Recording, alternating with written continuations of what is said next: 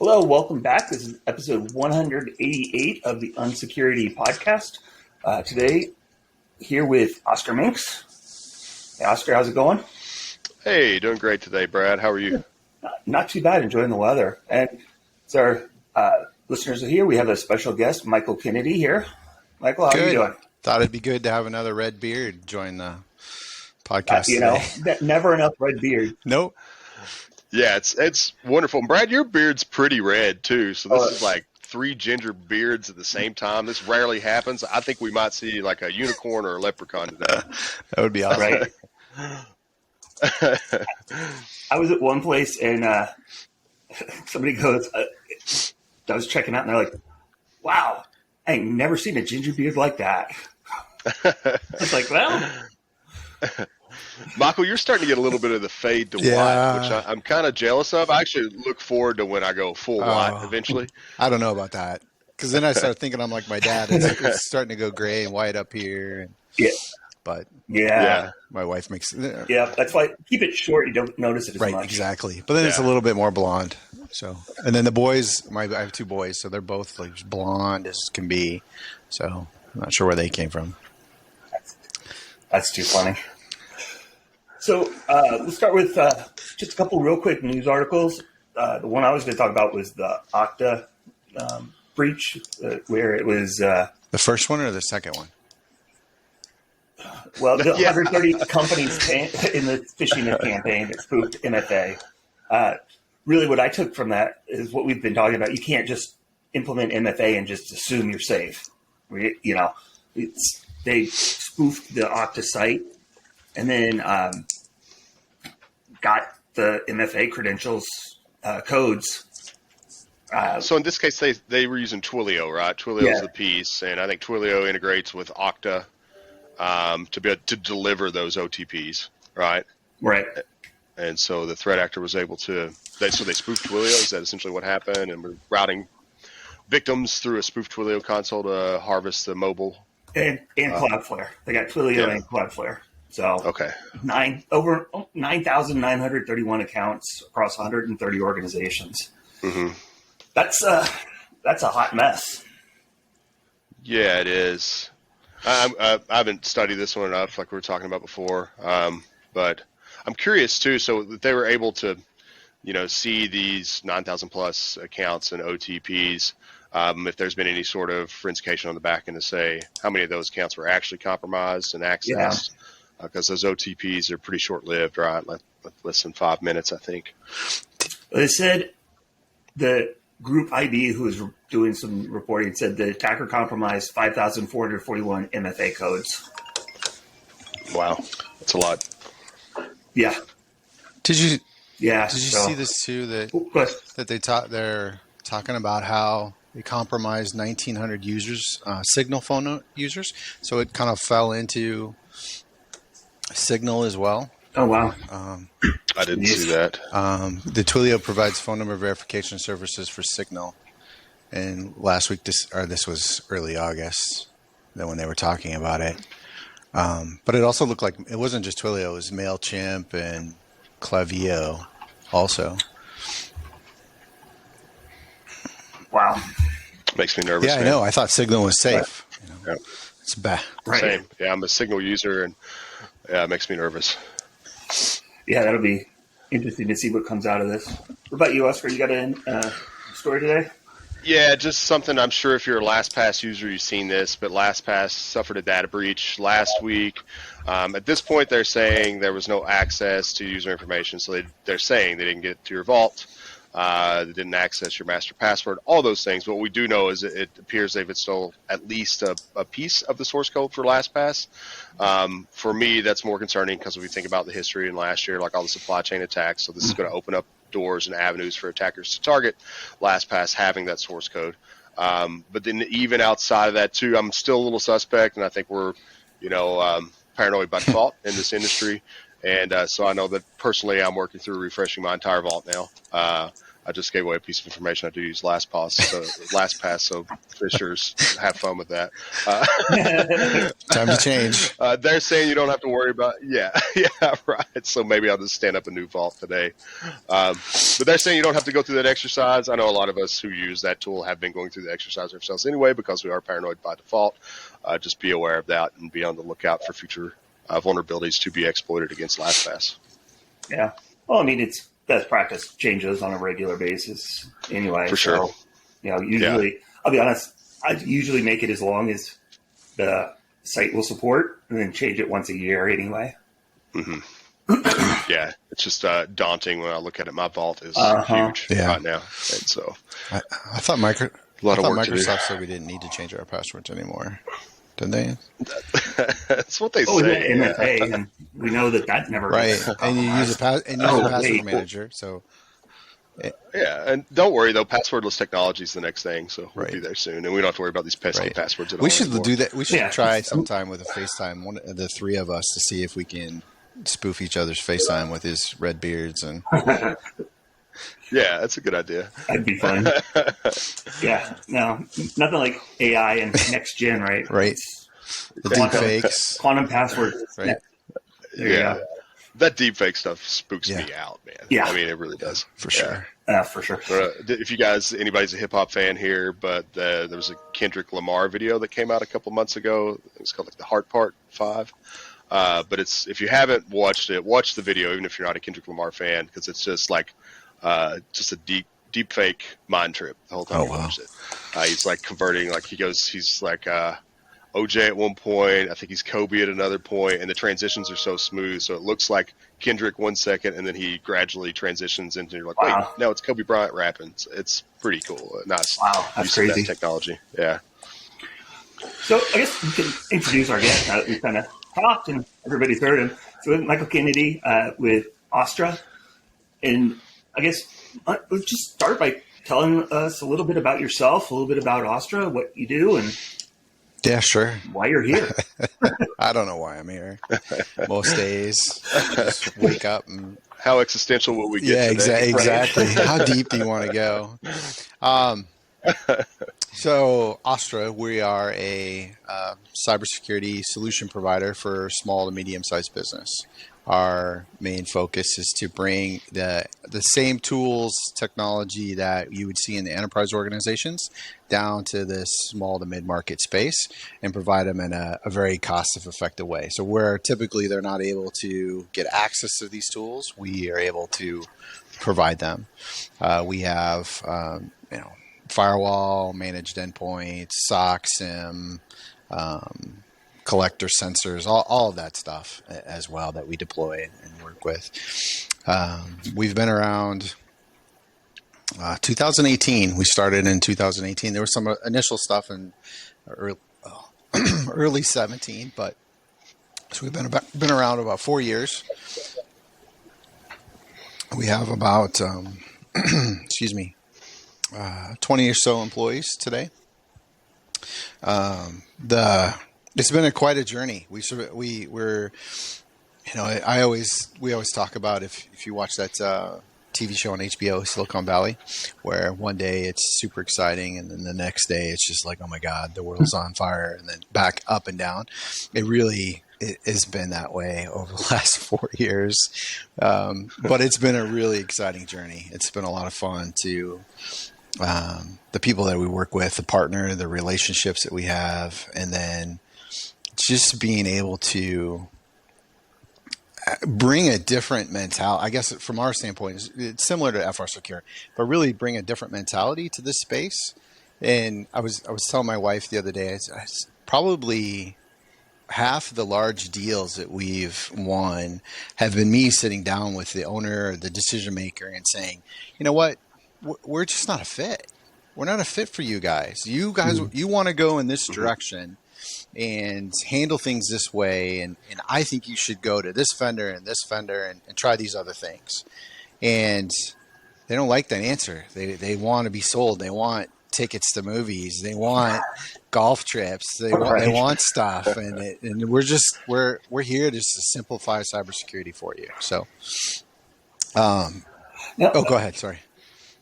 was going to say, how do we, Ostra and FRSecure meet up? Because I know you and I met, it would have been in 2018. Yeah. When we first met. So I didn't realize you guys had just started. Yeah, we just started. I don't remember how we got a connection. Maybe it was, well, you guys were like our sweet neighbors. Yes, we're in the office park, and I think we had a salesperson at the time said we should go talk to FR. And then our first meeting, I think you were in town, Oscar. It was John, you, Vinay, and then me. And it was just a meet and greet, saying hi, and then me being scared of being scared of John, and and then I think we went our separate ways a little bit, and then my partner Joe and John, and we stayed connected on stuff, but then Joe and John started connecting, and we just started hanging out more. Evan and I grabbed coffee a few times, and those half-hour calls or meetings turned into like 2-hour sessions, him and I, and same fishing interests, and Pinky and I being on the Titanic together. And so it just... I remember that first meeting because you showed up, and I was pretty new at FRSecure at the time too. I think I'd only been here a few months. At first you had a red beard, and that was cool. But I was wearing a fishing shirt, and you had on a mouse pattern shirt. You had like, I remember you were wearing something like it had a mouse fly on it. I was like, hey, this guy might be all right. And then last year, Hacks and Hops, I felt bad when I pulled up a bigger fish than you had on Hacks and Hops. So yeah, that's a low blow, man, but we'll try to grow it this year. I'll see you in October. That's right. That's right. Yeah, so it is a wild ride, like operating a startup, and it's good for us. I mean, we feel blessed for the opportunity to get to know you guys and get to work with you guys and kind of help each other along the path. And I think that's kind of why you're here today. Sure. But so, like, what have been like for you going through the exercises of a startup?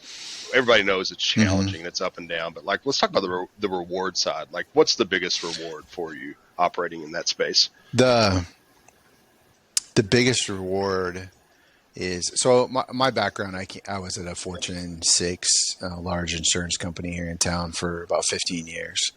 And before that, I did a lot of consulting stuff. And the first thing that comes to mind is the lack of political activity. There's not team drama. Being able to set the culture and hire to that culture. The people that work here, I love, and being around them. I get really energized when I come in and I get to work with the people, the team here. That probably is the biggest one. I mean, there's all the other stuff too of protecting clients, and we've had a lot of little little attaboys along the way. Like we're talking to one client who unplugged his firewall from his office, and his provider never reached out to him. 2 weeks went by, and he called the provider and said, "Hey, I unplugged my firewall," and they said, "Why didn't you call us?" And that felt good because, I know if that firewall goes down, everything will blow up and within seconds. So. Little things like that, knowing that we're on the right path and we're influencing the right space and we're making the right enemies in this space, and the people, really, that comes down to it. Yeah. Yeah. You bring up a good point there. And I think it's from my observations and interactions, there's a lot of competition in your space. And there's a lot of people in that space too, that they advertise to sell one thing, but they do another thing, Yeah. And I can tell you guys a story. So we were working, I had someone reach out to me. They'd been compromised, right? And so we're kind of talking through like what we do here. They got completely ransomed. The total environment, every server they had was ransomed. And, I was talking to their legal counsel and this contact, and they're saying, well, we're just going to rebuild everything, and then we want you guys to pen test it afterwards. So I'm like, no. That's not how we do these things. But they were still adamant, like, I'm sorry, I respect your professional opinion, but we're still doing this. We'll call you to do a pen test afterwards. And I explained to them why this is a poor approach. they still, with their legal counsel, decided to go that path. So let's fast forward 3-4 months later, right? They finish their rebuild. They engage us for a pen test. We get a pen tester on it. We're starting with the external footprint. And within 15 minutes, he's compromised their VPN and he's on the internal network. And so he calls me alarmed, like, hey, he knew the background, like, these people are still likely compromised. And so through that enumeration too, we could see connections to their VPN from foreign countries. And so like, oh shit moment, I called them like, hey, this is why we should have investigated beforehand. But, explain to them what's going on, how we got into the VPN, and there's a vulnerability on their VPN device. That's been a vulnerability for 3 years. And it turns out that VPN device is managed by an MSSP. And their MSSP is aware of the vulnerability, but tells the client they can't fix that, can't patch that vulnerability. And so, I say, turn the device off immediately, shut it down. Now, guess what? We got to spin up and do a full threat hunt because you're probably compromised immediately. And also, if you would have investigated this in day one, we likely could have confirmed that it was, the result of your MSSP failing to deliver their service that they agreed to deliver. And so I see those other sides of it, and it just makes me sick, man. It makes me so angry to see people taken advantage of by these fake MSSPs, we'll call them what you will, that are promising a service, but on the back end, they're not doing jack shit. And that really, really makes me angry, man. So I'm happy to see people like you in this space, and we can positively affect a good change. Yeah, I know. And there's hundreds of those we see every day. Yeah, it reminds me of the one that had a VPN to any to troubleshoot an issue. They got compromised. We fixed it, told them what was wrong, and then 2 weeks later, it was any like just open on their firewall. So that MSSP, that story I tell you about, it burned me up. I got mad, right? And so I started scanning assets just to see if they had any other customers. And passive scanning and, pulling a lot of showdown data. I'm doing everything that's legal and by the books here. And I find a bunch of other customers that are impacted by this. And so I start reaching out to the entity saying, hey, you got to fix this. You got to fix this ASAP. Hit every C-level person in that company. Everybody was associated with security in that company. You know how many responses I got? Zero. Absolutely nothing back. Right. But then what I did notice is, because I told them, if you don't respond, I'm going to reach out to your clients and tell your clients. Right. Is the next week I enumerated again. Well, like half those devices had been fixed or were gone. Check it again the next week. Like they're gone. So they fixed them all in a couple of weeks. But on the flip side, they failed to even acknowledge it was a problem to begin with, failed to acknowledge me, which I don't care about that. I'm happy to see they made the change. Yeah. But also it's just, there's a lot of shady companies out there, man. Crazy. When we first started, I was trying to figure out how to sell because you have two spectrums. I always call it. It's like apathy and paranoia, and nobody kind of sits in that middle. And so I did the same thing on I found companies, and then I started doing some of that OSINT. And then I reached out to them, called them, say, hey, I just want to talk to you about security. And then I wasn't going to say, I have all your creds and blah, blah, blah. I wanted to start off slow. But I got that same response of like, it's okay. We have an IT firm. I'm like, well, your emails are compromised. Yeah. And I didn't want to get too far into that of like, oh, now I have cops knocking on my door saying, why are you threatening? But you see, it's constant. And we use that now as more of a party trick, to be honest, is we'll be on a call or something like this. And we'll just start bringing up, okay, what's your wife's email address? What's your spouse's this? What are your kids? And we just bring it up. No, is this the right password? And they're like, oh, yeah, okay. What do I do? So, yeah.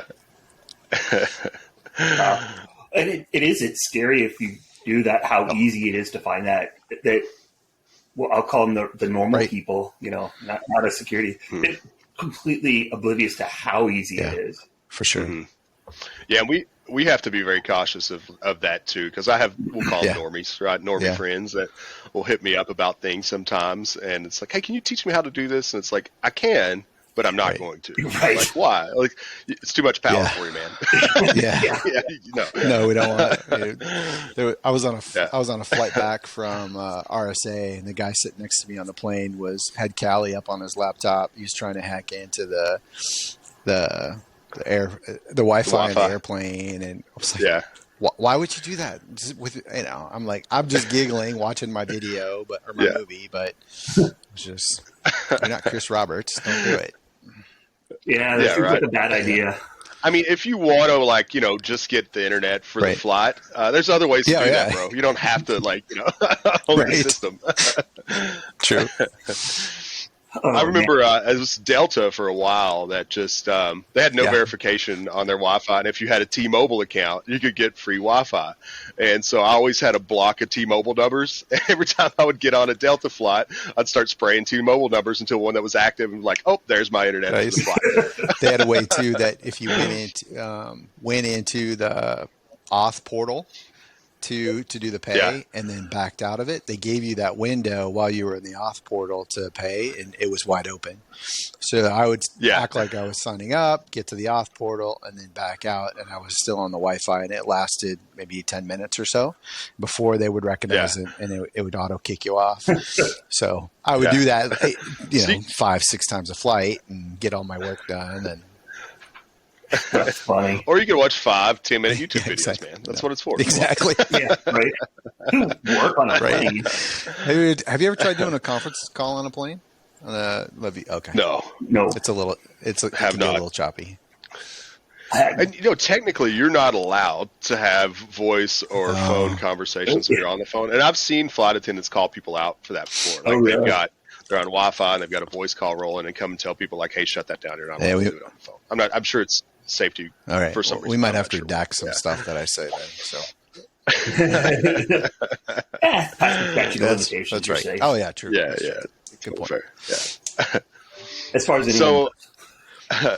Michael, for folks that are listening again who may not be as familiar with Ostra, maybe tell like some of our listeners like what sets you guys apart. What makes you different from other MSSPs? A few things. So traditional MS across the spectrum, you have the point-based tools, you have the management of the point-based tools, and then you have like the SOC SIM remediation activity. Really what sets us apart from most MSSPs is the remediation. So we're deploying a managed tool or managed solution into customer environment.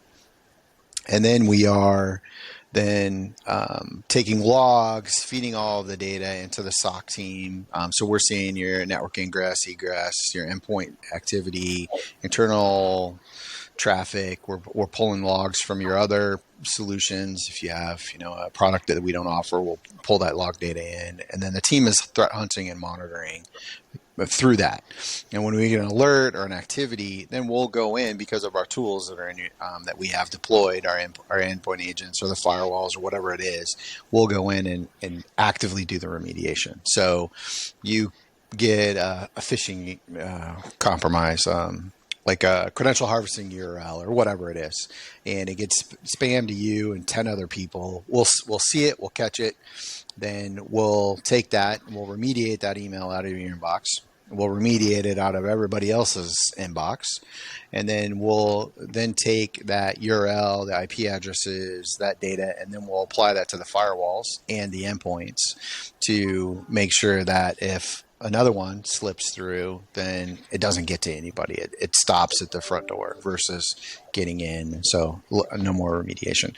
So really when we get into it, it's that remediation standpoint that traditionally separates us from MSSPs, MDRs, or just resellers of tools. Yeah, and it sounds like too, I mean, the big advantage is you guys are like a soup to nuts shop, right? So you've yes got and no. Yes and no. I mean, when I get a little nervous when people say soup to nuts, because back to our conversation before, is we're not the end all be all blinky light solution that's going to solve all of your cybersecurity problems. For sure, we do a small chunk. You still need an IT person to help with the printers to make sure there's patching. We'll do vulnerability scans, internal vulnerability scans, but for known CVEs. But we need you to patch that Chrome browser or that Windows or that Apple device, and we try to stay out of password managers, obvious reasons, but some MFA. But we do that if you're looking for that ingress, egress, security, endpoint, network security endpoint, internal kind of monitoring, SIM with that remediation side of it, then yes, we're your end all for that. Yeah. What's beautiful about, you just kind of walked us through the scenario there that you guys are doing versus when, we work with a lot of people that have compromises on the back end is being able to piece together all those data points is the most challenging part of our jobs. And so with your solution, like you're going to have those data points you're going to make sure you have the data points being monitored, number one. Number two, then you have access to tell that story across all the data points because that's a huge challenge. Like a business email compromise, we say, okay, well, let's look at your network traffic to see who accessed this log. Well, we don't have one point of egress. We don't have network traffic. So it's a very manual process of saying, all right, we got to go forensicate 10 boxes now. Everybody had those emails, interview 10 people and see if they're honest with us and then validate that with the forensic results and see like, okay, here's your actual pool of compromised users at this point. It's a huge challenge. One of our kind of under core purposes is from what we log and intake of data is really what we talk about in the team is we want to make it so that I can hand it to you or an IR team and say, here's your package. Here's everything that you would need to do to investigate this IR. And then pull back in, here's the endpoint. So that we can do that because nothing's 100%, knock on wood. So. If you identify, maybe 2 or 3 of your customers start seeing the same attack, are you proactive in blocking that across everybody? Yep. Okay. So those with the tools we leverage 3 different SIM solutions. We have one we pay for, another one, or actually 2 we pay for. One, we use one third-party tool, Trellix's Helix. We use Splunk, and then we have an Elastic environment. And we use the 3 main. First, cut a lot of the noise, and then really be able to investigate more through. Because one's not going to catch everything. We're going to have human element to hunt and threaten, go through there. So in our tools, we have the dashboards, and in that dashboard will pop up, and we'll see that event, and then we'll have the ability to push back into the rest of the clients from a firewall or an attack. And then we do a lot of practices that I think are best practice, like block non-NATO countries, shut, no RD. I mean, hello, simple stuff that, default denies, that set us up to be more successful. Properly configured firewalls will win the war. So, yeah. Well, I mean, just doing those little things. The attackers are looking for the easy. Right, like don't be the last one in line. Right, and we still see Log4j scans. It's crazy. It's like, oh yeah. So, I mean, they're saying that's going to be an issue for what? Yeah. The problem with that is like the same thing we observed before with these 0 days that pop. Like thousands of people get popped and they have no idea they're popped because they go patch and they think that the patch actually remediated and it didn't because the initial exploit there is like, let's put a backdoor for later to come back and visit that when we have time. We saw that with proxy logon, and I mean we worked proxy logon and proxy shell cases for a year. We've still had some come in the last 3-4 months, and it's people who were initially compromised a year ago, and then the attackers have their Rolodex of compromised entities, and they're like, all right, we're going to get to this guy now finally 14 months later. And so I think, Log4j is here to stay. The other thing I think with Log4j too is it was so integrated. A lot of people are like, do I run this or do I not run this? I have no idea if this is in my environment, which is a whole new can of worms to talk about. All that IoT stuff for sure. Yep. Brutal. Well, cool, man. I think we appreciate you being on, Michael. We're reaching the end of our time. Like, what's the best way for our listeners to get in touch with you? Ostra.net, ostra.net. Michael at ostra.net as well. Contact at ostra.net. 6101 Baker Road. Come on down. We'll grab coffee, sit in the garage. That'd be great. Heck yeah. We'll hit Michael up then. Thanks for being on, Michael. We appreciate your time today, man. And then for all our other listeners, we do want to kind of make a little announcement today. We're kind of restructuring the format of the podcast as we move forward. We're going to try to have more guests like Michael on to chat security, chat other businesses, and all that fun stuff.